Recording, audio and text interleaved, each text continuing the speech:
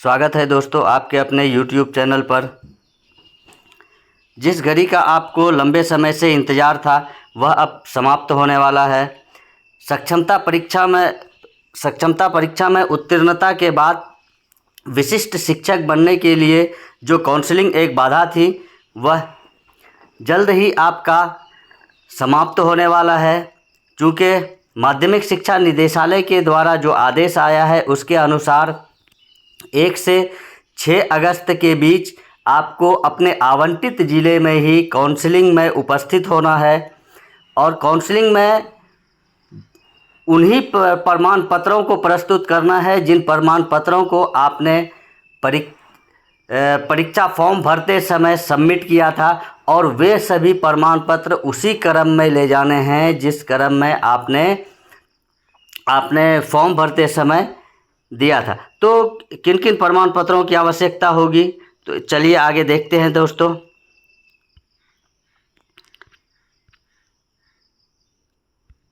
इसके लिए मूल जाति प्रमाण पत्र यदि लागू हो, यदि कोई व्यक्ति आरक्षण कोटि में सम्मिलित होना चाहता है तो उसे ही जाति प्रमाण पत्र लगेगा। मूल दिव्यांग प्रमाण पत्र यदि दिव्यांग है तो उसे ही लगेगा। मूल आधार कार्ड ये सभी को लगेगा। नियोजन पत्र सभी को लगेगा। मैट्रिक प्रमाण पत्र सभी को लगेगा। इंटरमीडिएट प्रमाण पत्र सभी को लगेगा।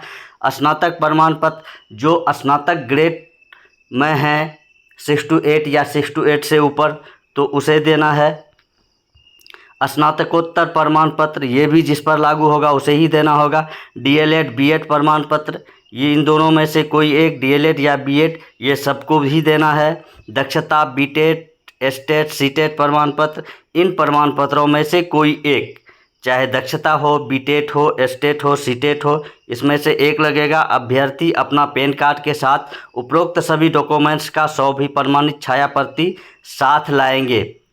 ये सभी प्रमाण पत्रों को मूल प्रति के साथ साथ आपको छाया प्रति सेल्फ अटेस्टेड करके एक सेट ले जाना है जिसे जमा करना होगा। इसके अतिरिक्त बिहार विद्यालय परीक्षा समिति द्वारा जारी सक्षमता परीक्षा का इसके अलावा बिहार विद्यालय परीक्षा समिति द्वारा जारी सक्षमता परीक्षा का मूल प्रवेश पत्र, हालांकि प्रवेश पत्र तो आप लोगों से जमा ले लिया गया है,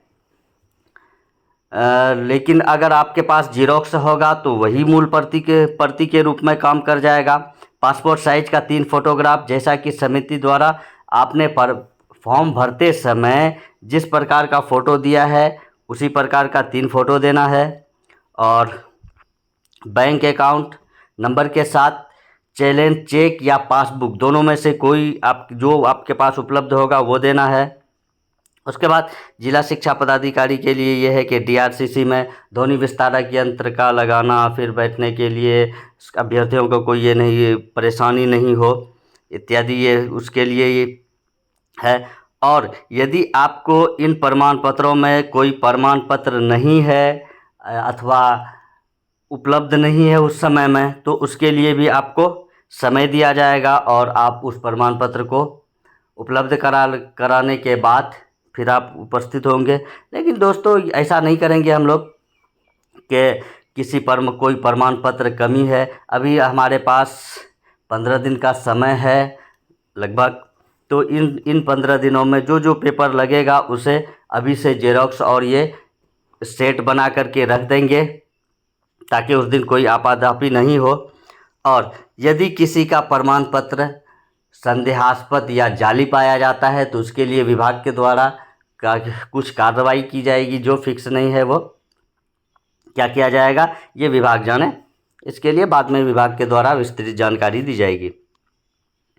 और दोस्तों हमें किस तरह शामिल होना है, इसके लिए स्लॉट बनाया गया है। जो 5 स्लॉट में आपको अपने आवंटित जिले के डीआरसीसी में उपस्थित होना है।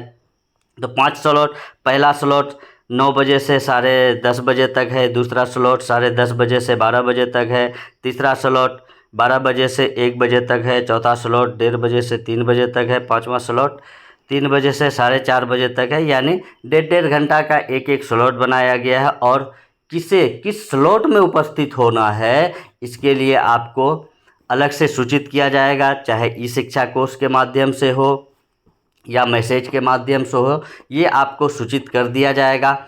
और आप जो उस दिन उपस्थित होंगे काउंसलिंग में, उसके लिए सरकार आपको कर्तव्य पर ही मानेगा, यानी आपका छुट्टी नहीं लेना है उसके लिए अलग से। और जो शिक्षक हैं, शिक्षकों को भी 5 कैटेगरी में बांटा गया है। और उच्च माध्यमिक शिक्षक एवं पुस्तकालय अध्यक्ष, इसे 1/8/2024 से काउंसलिंग में सम्मिलित होना है। माध्यमिक शिक्षक यानी हाई स्कूल 9-10 के जो शिक्षक हैं, उसे 2/8/24 से काउंसलिंग में सम्मिलित होना है। स्नातक कोटि के सभी विषय के शिक्षक यानी 6 to 8 के जो शिक्षक हैं, वो चाहे किसी भी कोटि के हों, उर्दू हो, साइंस के हों, मैथ के हों, इंग्लिश के हों, उन्हें 3/8/24 से सम्मिलित होना है। और मूल कोटि का अर्थ होता है 1 to 5 में जो शिक्षक हैं, 1 to 5 में जो शिक्षक हैं उर्दू, बांग्ला, शारीरिक शिक्षक, उसे 5/8/24 से सम्मिलित होना है। जबकि मूल कोटि के सामान्य शिक्षक 1 to 5 में भाषा और इसके ही शिक्षक होते हैं, सामान्य शिक्षक होते हैं, तो सामान्य शिक्षक जो होंगे वह 6/8/24 से सम्मिलित होंगे। तो इस प्रकार से दोस्तों आप देख लेंगे कि आपका किस स्लॉट में आवंटन हुआ है या किस स्लॉट में आपको मौका मिला है, तो उसी अनुसार आप वहाँ उपस्थित होंगे और आसानी से अपना काउंसलिंग कराएंगे। काउंसलिंग के बाद फिर आप विशिष्ट अपने विद्यालय में योगदान करेंगे और तब आप विशिष्ट शिक्षक हो जाएंगे। तो विशिष्ट शिक्षक बनने के लिए आप सबों को अग्रिम बधाई और बहुत बहुत शुभकामनाएं। धन्यवाद दोस्तों।